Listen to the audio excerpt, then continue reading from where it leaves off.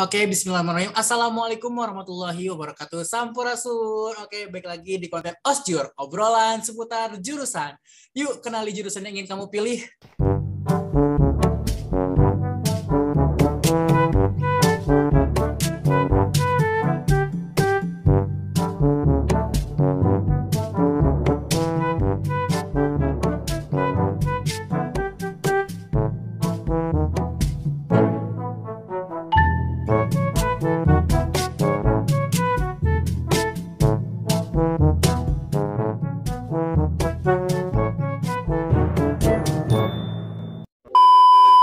Oke teman-teman semua, setelah sekian lama nih ya Osjur agak rada vakum nih ya, karena memang kemarin juga lagi sibuk banget ngurusin sidang akhir juga, dan alhamdulillah sekarang officially SIP. Dan buat teman-teman semua, aku kembali lagi dengan semangat baru, dengan juga bintang tamu yang baru dan juga yang gak kalah keren dari sebelum-sebelumnya. Tentunya di Osjur ini nanti kita bakal bahas seputar jurusan, dan kalau misalkan teman-teman udah lihat di judul, deskripsi, dan juga di virtual background aku, sekarang kita bakal ngobrol sama salah satu jurusan dari Universitas Riau Internasional. Oke, tanpa ditunggu lama-lama lagi, kita langsung aja panggilkan narasumber kita untuk hari ini. Halo Kak Gefira. Halo Kak. Halo semuanya. Oke. Halo. Boleh Kak perkenalan terlebih dahulu? Oke, kenalin semuanya, nama aku Gefira Aulia Rabbani Anindin. Sekarang aku kuliah di UNRI, terus di jurusan Hubungan Internasional Angkatan 21, dan aku masuk ke UNRI ini jalur SBMPTN. Wah, mana nih suaranya semangat anak-anak SBM? Pasti nih banyak banget juga yang udah nonton di rumah. Oke, Kak Gefira tadi ngomong-ngomong di Universitas Riau Hubungan Internasional, kenapa sih akhirnya kakak tertarik buat masuk ke HI di UNRI ini, apalagi jauh? Tapi kalau boleh tahu Kak Gefira tuh asli orang mana sih? Asli orang Riau atau gimana? Sebenarnya kalau aku aslinya tuh dari Sumedang, tinggal di Sumedang, lulus SMA juga di Sumedang. Jadi orang Sunda bisa kan? Oke, orang Sunda.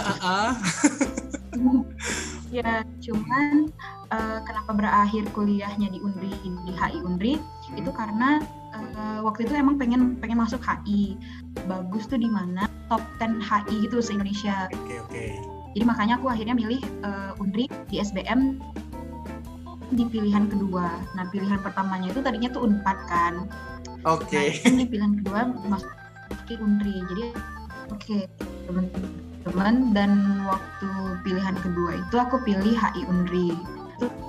Oke. Ini tadi Kak Fira cerita, aku agak geser ya, soalnya ini ada cahaya ilahi gitu. Langsung menyorot ke muka gitu ya, ini langsung lightingnya gitu ya, alami. Oke, tadi Kak Fira udah cerita ternyata UNRI HI di pilihan kedua, dan tadi pilihan pertamanya HI juga tapi di Warlock ya, Unpad ya.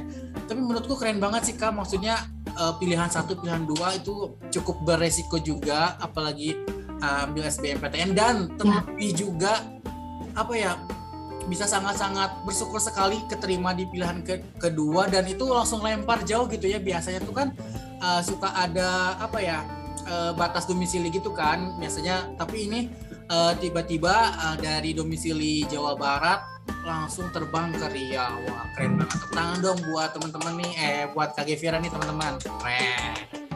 Oke, nah sekarang tadi sempat kasih bocoran, Kak Fira sekarang posisi lagi di Riau.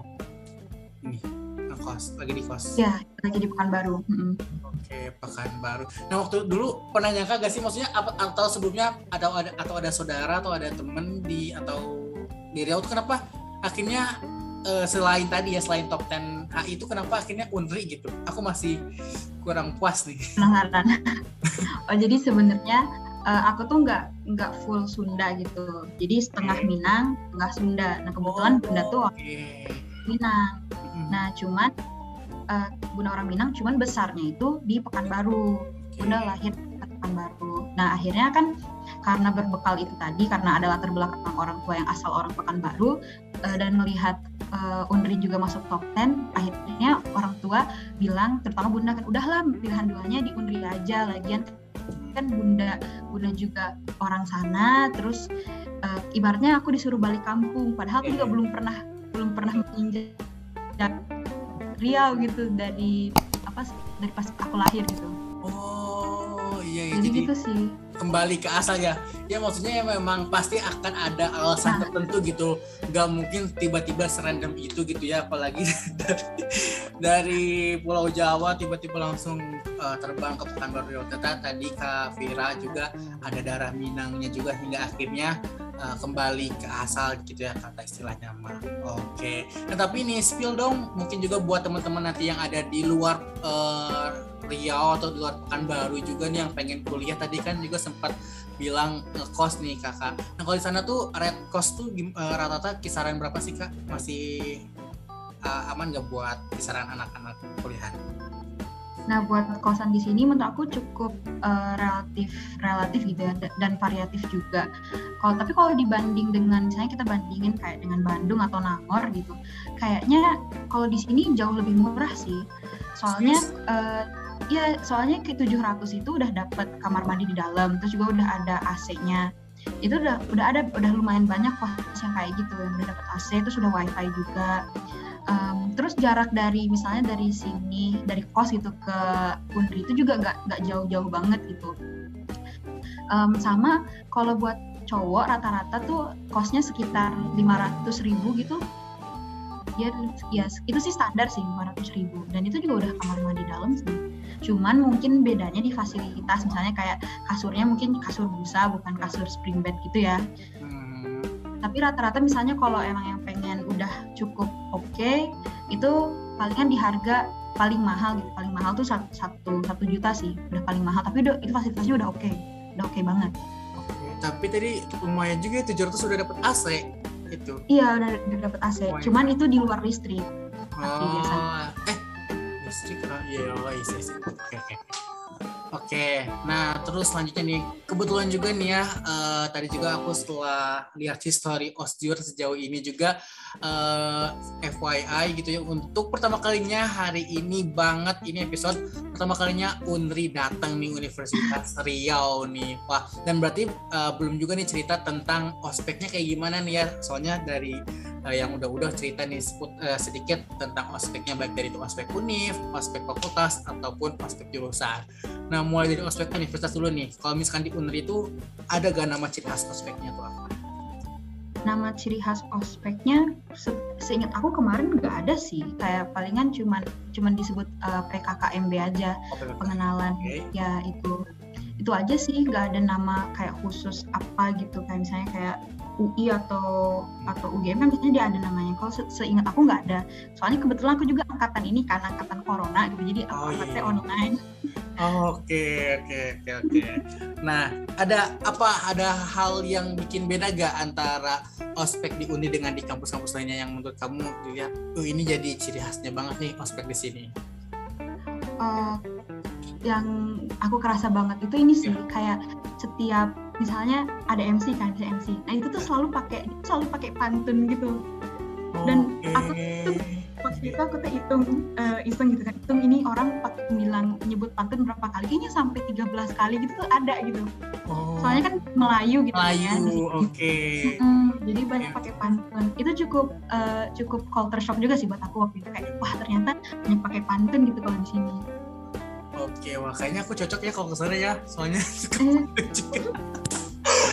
Oke, nah berlanjut dari ospek univ tuh berapa hari? Kalau di sana sama 3 hari ya? Ospek univ tuh nggak lama sih, dia kayak seingat aku tuh kayak 2 hari, ya 2 hari sehari. Wah. Oh jadi nggak lama-lama lah ya, di rate 2 sampai 3 hari. 2 sampai 3 hari segitu. Oke. Standar. Nah lanjut ospek fakultas nih, berarti di FISIP. Apa yang berbeda menurut kamu nih? Berbeda nggak ada sih, sama tetap kayak pakai pantun juga gitu, kayak banyak pakai pantun gitu kalau pembukaan gitu. Sama dia ngenalin waktu itu dikenalin ini apa, setiap jurusan yang ada di FISIP kan waktu itu, dan sama ketua jurusannya, sekretaris jurusannya tuh profilnya diliatin, itu sih palingan. Sama ini biasa eskul sih, kayak UKM gitu. Nah UKM fakultas biasanya dikenalin. Cukup singkat sih, soalnya online kan, jadi cuman beberapa jam aja, nggak dari pagi sampai sore, sampai siang sih. Oke, lanjut ke ospek jurusan nih, osjur nih, osjur yang berbeda nih.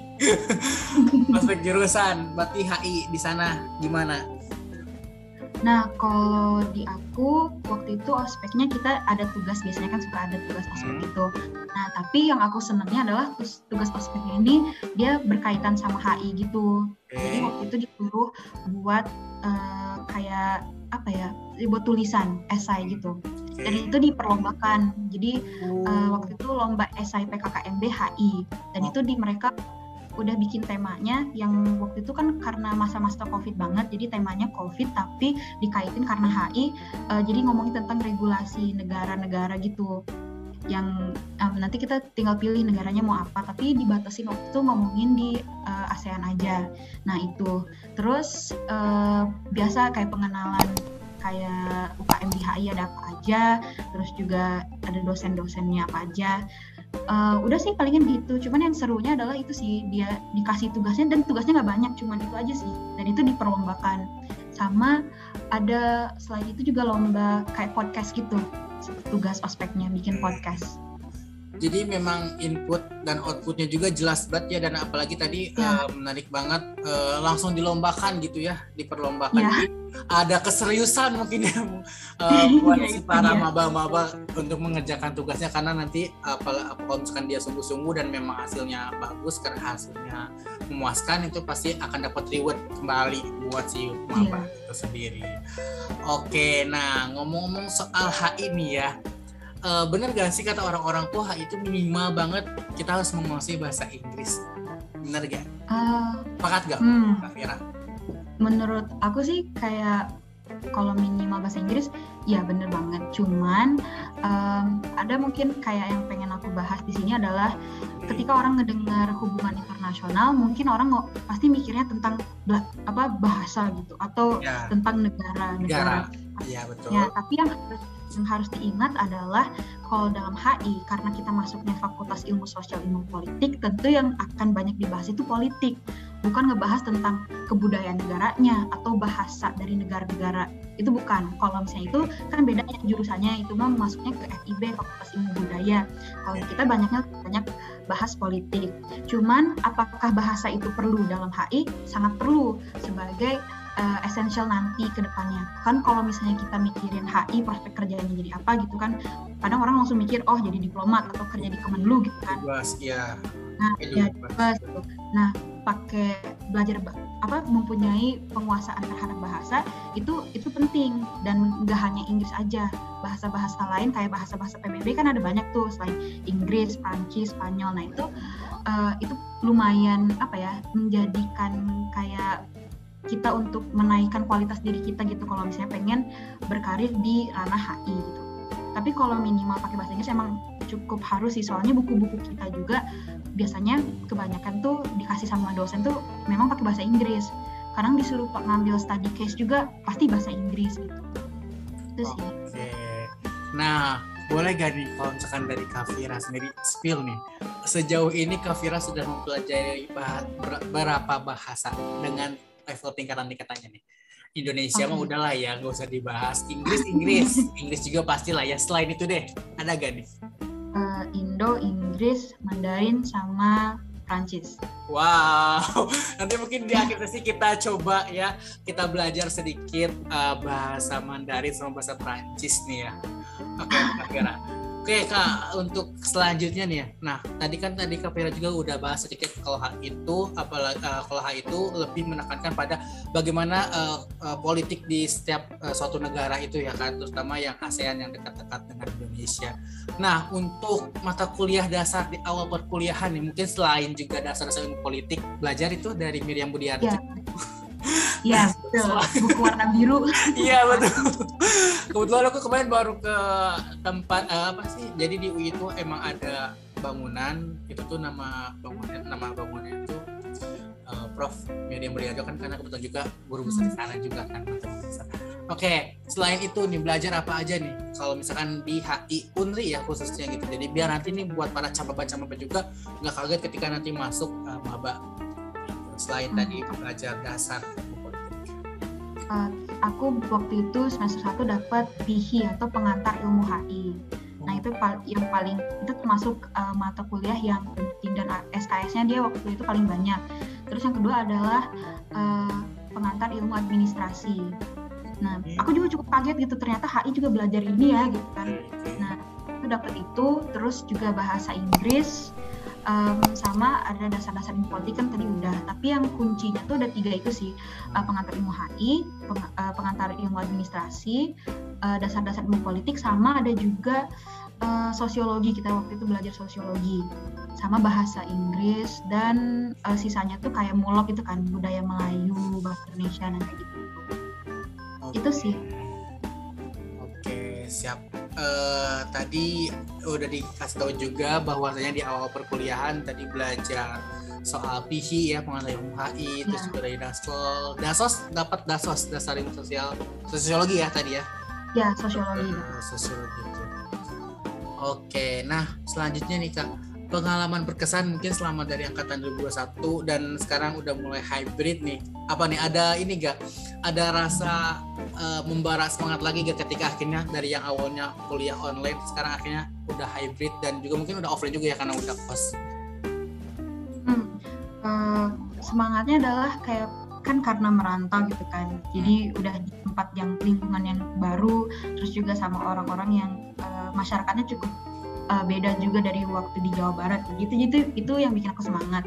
Selain itu juga dari ini sih, dari para dosen-dosennya juga di jurusan aku, kebetulan dosen-dosennya tuh cukup keren-keren, dan kebanyakan di sini yang aku lihat gitu dosen-dosennya tuh banyak dari lulusan UGM sama S2-nya tuh mereka pasti di luar negeri. Hampir semua dosen di sini di jurusan aku ya, di HI, seingat aku mereka emang udah S2, dan S2-nya tuh di luar negeri, kayak ada yang di Amerika, ada yang di Inggris, terus ada juga yang di Malaysia, dan mereka dosen-dosennya cukup keren. Kayak jadi pas belajar di kelas pun cukup interaktif gitu, walaupun hybrid, tapi baik yang online ataupun yang offline tuh cukup seru sih. Contohnya kayak misalnya waktu itu aku ada kan matkul globalisme dan transnasionalisme. Nah itu kita disuruh ngambil case study, di mana kita misalnya ngambil satu permasalahan di satu negara tentang globalisme gitu sama transnasionalisme, kayak tentang migran gitu. Terus nanti kita presentasiin di kelas. Itu cukup seru sih, soalnya metode belajarnya karena mungkin dosen-dosennya ini dari banyak lulusan dari luar, jadi cara belajarnya juga pakai gaya-gaya belajar di luar negeri gitu. Jadi aku cukup seru sih belajar di Unri ini, terutama di HI. Oke, yang penting tuh memang harus ada rasa cinta dulu gitu ya sama jurusan ya. Nah, dan iya, nanti juga akan, kalau misalkan memang sesuai gitu dengan passionnya seperti Kak Fira itu kan, jadi akhirnya kita enak gitu menjalaninya. Oke, nah Kak, yang selanjutnya nih, kalau misalkan Kakak Fira nih ya, sejauh ini apa sih yang pengen Kakak Fira kasih tahu ke para camaba-camaba di rumah itu terkait lingkungan di program studi HI di Riau? Seperti apa lingkungan, entah itu pertemanan, entah itu hal akademis atau yang lainnya? Boleh. Oke. Kalau buat lingkungan akademis sih di sini cukup seru sih. Maksudnya kayak banyak teman-teman di sini yang berprestasi gitu. Kayak misalnya kan aku juga kebetulan anak debat gitu. Nah di jurusan aku anak-anak debat HI itu pada cukup suportif. Kalau misalnya ada lomba pun mereka pasti kayak ngajak adik kelasnya. Terus antara kakak tingkat sama adik tingkat tuh menurut aku senioritasnya tuh kayak di sini menurut aku bahkan nggak ada gitu. Soalnya kalau lomba pun pasti kakak kelasnya tuh reach out ke kita kayak, "Dek, ayo ikut lomba ini." Dan gak hanya lomba debat aja sih, kayak ada lomba esai, pasti kakak kelas tuh selalu berusaha untuk ngajak adik-adiknya buat ikut. Itu kalau dalam sisi kayak misalnya akademisnya gitu. Dan selain itu juga banyak kakak kelas pun dan teman-teman juga yang kalau misalnya tentang lagi belajar gitu ya, tentang kuliah gitu, pasti mau ngasih catatan-catatannya atau diskusi-diskusi tentang mata kuliah. Dan kadang-kadang juga kakak kelas sering banget kayak ngasih tahu, oh kalau sama dosen ini cara kita menghadapinya gimana, terus bahan-bahannya, bahkan suka ada kakak kelas yang ngasih kayak, oh ini bahan-bahan belajar buat di matkul ini itu banyak sih. Itu mungkin untuk di kayak lingkungan akademiknya gitu ya. Kalau di non akademiknya, nah ini cukup variatif juga. Maksudnya kayak kalau aku kebetulan ketemu sama teman-teman yang sangat-sangat baik, di mana mereka seru-seru sih pada saling mendukung satu sama lain. Dan kebetulan kayak ibaratnya circle pertemanan aku tuh kebetulan anak-anak perantauan semua juga. Jadi ada yang dari Medan, ada yang dari Aceh, terus juga ada yang dari Batam. Nah, jadi pas ketemu tuh walaupun misalnya aku dari Jawa Barat dan mereka rata-rata dari Sumatera, tapi itu cukup ada kayak keunikan sih menurut aku. Soalnya kan karena kita sangat-sangat berbeda gitu. Dan akhirnya seru aja sih berteman sama orang-orang yang ternyata sangat berbeda gitu sama aku dalam hal kebudayaan, bahasa. Jadi seru sih. Oke, jadi kalau misalkan bahasa kasarnya mah merasa diayomi sebagai minoritas, mungkinnya minoritas bahasa kan, tapi nggak perlu khawatir juga buat teman-teman yang memang jadi anak perantauan juga, karena kan kita tuh bineka tunggal ika.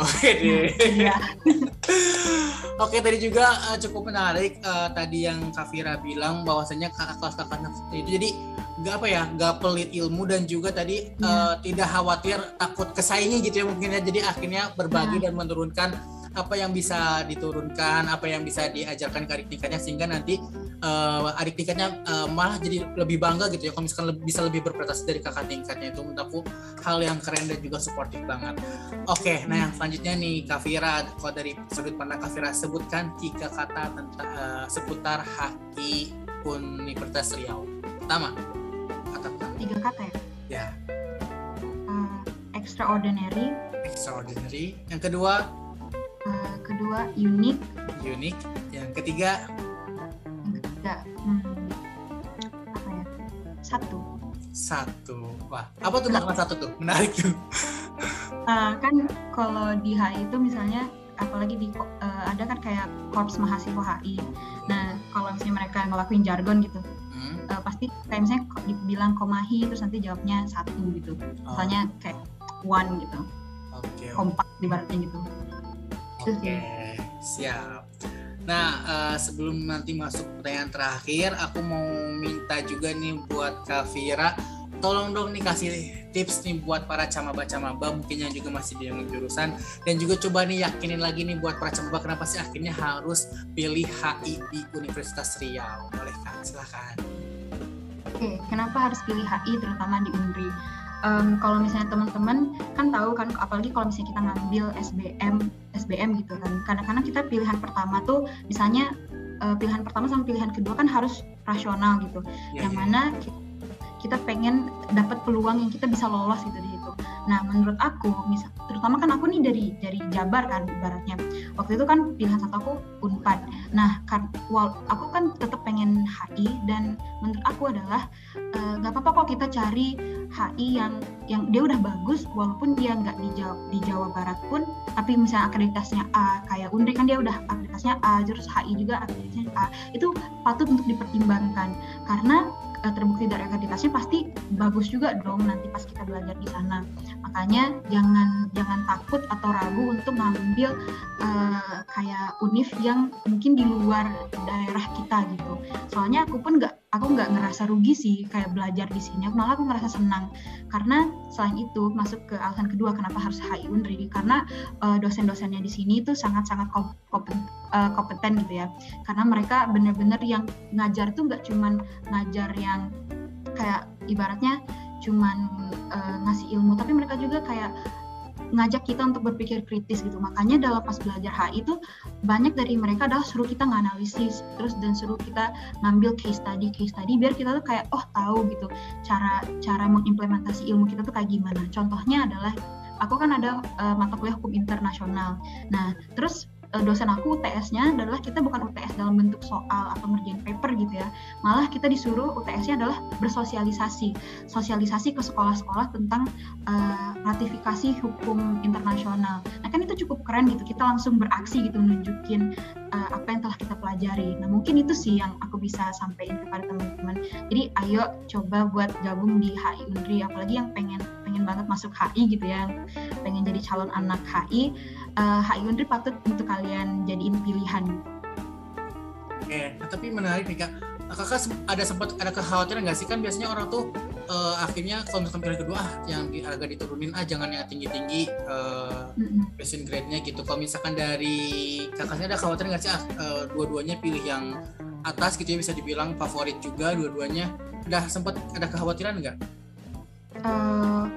Sempat ada kekhawatiran, dan itu makanya akhirnya aku milih buat kayak tadinya kan pas pilihan pertama tuh kan HI Unpad, terus pilihan keduanya mau milih HI UNR, tapi aku lihat karena sama-sama mereka tuh cukup tinggi, dan akhirnya aku mikir lagi sebenarnya yang ingin aku cari itu apa, apakah univnya atau jurusannya. Kalau misalnya aku ingin mencari jurusannya, ya aku cari jurusan yang emang yang rasional gitu. Maksudnya kalau jurusan di univ ini dia akreditasinya A dan jurusannya juga A, ya udah aku ambil yang itu biar aku bisa lolos di sana gitu. Soalnya nanti juga pusing juga misalnya kita milih ngikutin ego karena misalnya ibaratnya pengen masuk univ top 10 Indonesia gitu kan, terus aku pilih gitu Unpad sama misalnya UNR kayak waktu kemarin, pasti itu peluang aku buat lolos tuh emang agak sulit kan, dan akhirnya nanti agak beban ke aku juga yang harus misalnya aku harus ujian mandiri lah, atau misalnya aku harus melakukan berbagai testing lainnya. Dan aku kebetulan waktu itu prioritas aku adalah aku pengen lolos di SBM, dan makanya aku prioritasin yang penting HI dan akreditasinya udah A.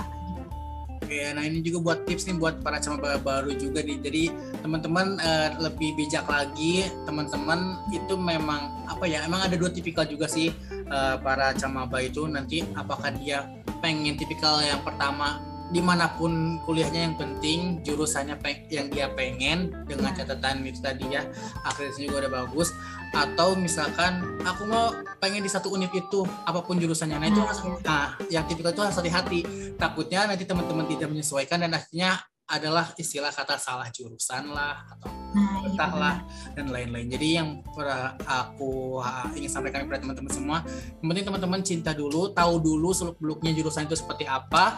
Nah maka dari itulah semoga nih adanya obrolan seputar jurusan ini bisa membuka nih teman-teman untuk bisa berpikir lebih rasional lagi. Tadi kata Kak Fira juga betul, jadi nanti tidak sia-sia gitu olehnya.